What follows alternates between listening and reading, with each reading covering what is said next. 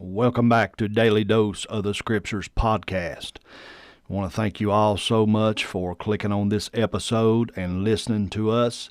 And I want to thank you for your prayers. Thank you for your kind comments and the many things that you all do for us as being here at Daily Dose of the Scriptures. We're so thankful and so blessed. And just want to continue doing on for the Lord. Want to continue doing what God lays in our heart to do, whether mankind likes it or whether they don't. We're going to keep on keeping on. Praise God. Today I want to talk to you about a vision that begins with prayer.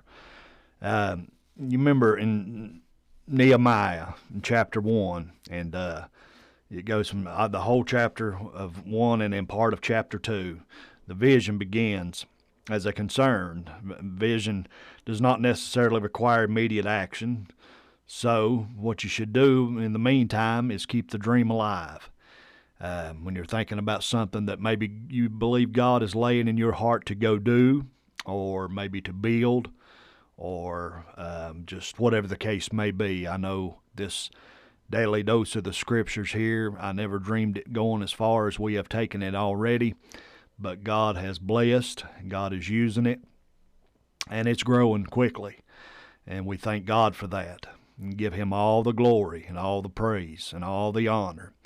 At first we just wanted to get on here and quote a few scriptures here and there and maybe put a meme on or a post with a Bible verse in it or something, maybe once or twice a week. But, God just continues to grow it, and we're thankful. Sometimes it's tiring. I will say it is, but nevertheless, we had to begin with prayer. That's how we began, with prayer. We started praying God would use us, help us to do something that we may get the gospel out to this lost and dying world. And here we are. This is what we do now. And it may not be astronomically big to some people, but all at the same time, whenever you average us probably reaching anywhere from probably 40 to 50,000 people a month, that's huge. That's huge to me. And I don't need to see no 150, 160, 200,000 people subscribing, because most of them are not subscribing for the right reasons anyways. But the people that you know that are truly getting help let you know. The people that are truly receiving what you're saying let you know. And of course, you're always going to have your bad apples. There's always those you have to weed out, and that's what we definitely must do. Usually on a weekly basis, we end up having to weed some out. But to God be the glory. We're going to keep on doing what He's given us to do. But anyhow, Nehemiah prayed. His prayer was critical to a vision development, because he saw that what he was looking for. He knew what he was looking for, and often we do the same thing. We know what we're looking for, but we forget to pray for God's will. That's the most important part. We got to keep our eyes and hearts in the expectant mode. When God begins to move, we're only going to see if we are ready and watching. We got to remember that. We always, whatever you're praying about, be sure it's God's will and be watching and waiting. Because if you're true about what you're saying, God is going to move you to do something. He's going to move you to build something. He's going to move you to whatever it is that you have been praying about or been asking for. And if it's something to do the work of God, He will move you pretty quickly. And so be ready for it. Be waiting on it. Be ready to expand your expectations. He prayed, and the prayer was critical. Prayer keeps us looking, number one. It keeps our eyes and hearts in that mode of waiting on God. When God begins to move, we're only going to see if we're already watching, as we just said. Notice that Nehemiah did not pray for God to rebuild the wall. He prayed for an opportunity to go rebuild it himself. That is the difference between a dreamer and a visionary. Dreamers dream about things being different. And some folks desire their dream to be answered, but they also have a vision of how they know God would want them to do it. And those are the ones that God usually picks up and sends. Visionaries envision themselves making a difference. Dreamers think about how nice it would be for something to be done.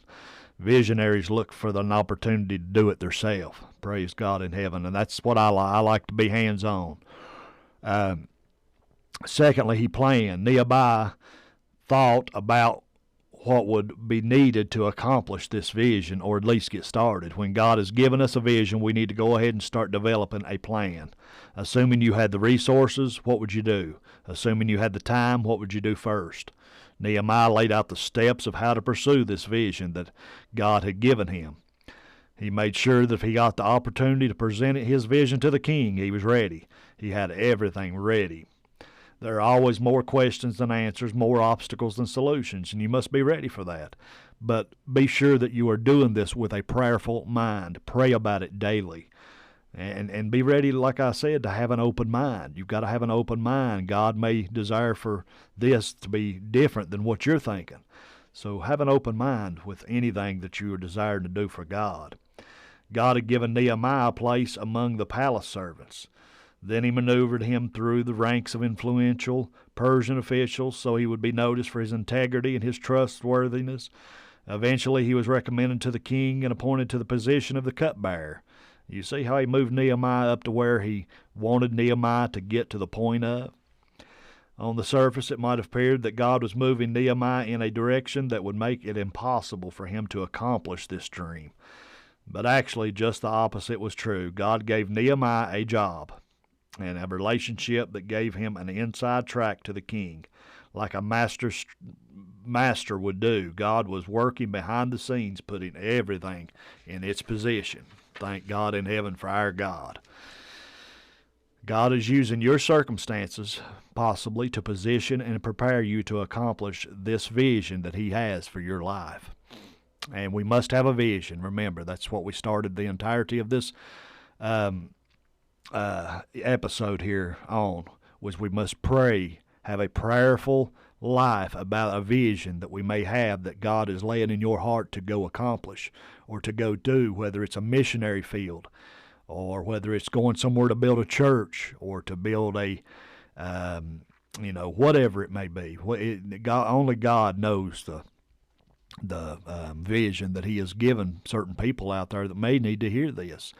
I know there's things in my heart I desire to do and take further with our daily dose of the Scriptures, and maybe one day that will be allowed to happen, but at the same time I have to prayerfully be praying about it. I have to be ready to do whatever God tells me to do in the meantime during the process of praying about whatever it is.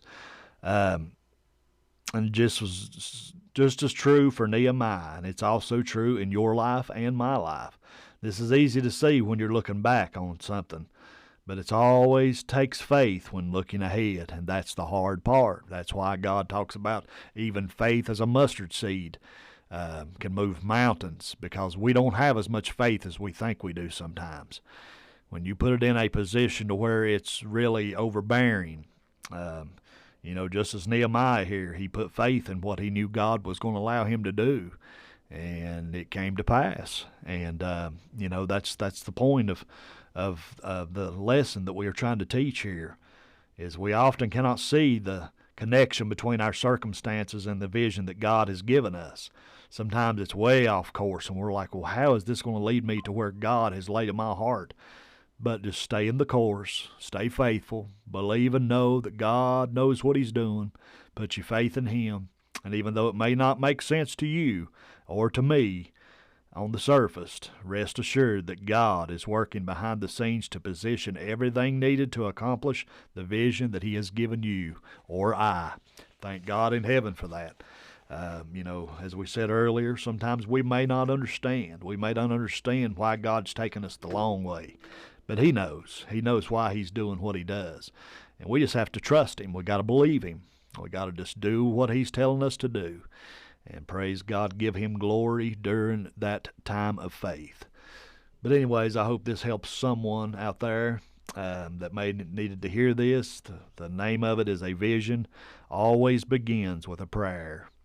And praise God in heaven, that's so true.